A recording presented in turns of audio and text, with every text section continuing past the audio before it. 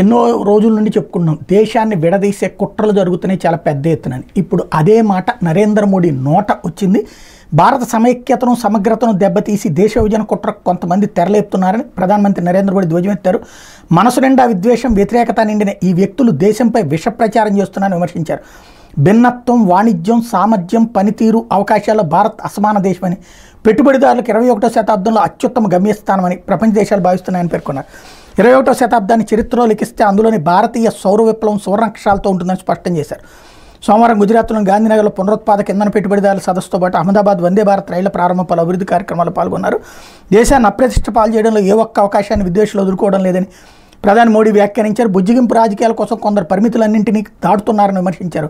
కాంగ్రెస్ అగ్రనేత రాహుల్ గాంధీ ఇటీవల అమెరికాలో చేసిన వ్యాఖ్యల నేపథ్యంలో ప్రధాని స్పందన ప్రాధాన్యం సంతరించుకుంది. 3వ విడత 100 రోజుల పాలనలో ప్రతిపక్షాల నేతలను అవమానించారు, అపహాస్యం చేశారు, నాపై దాడులకు దిగారు. అయితే అనుకున్న అభివృద్ధి లక్ష్యాల సాధనలు నేను ఏమాత్రం వెనుకడిగేయట్లేదు.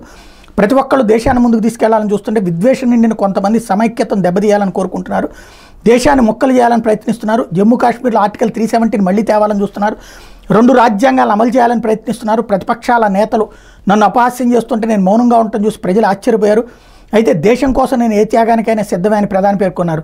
నేను జీవిస్తే మీకోసమే జీవిస్తా, నేను పోరాడినది మీకోసమే, నేను త్యాగం చేసినది మీకోసమే అని స్పష్టం చేశారు. ఇది ఆయన సీరియస్గా చేసినటువంటి వ్యాఖ్యలు.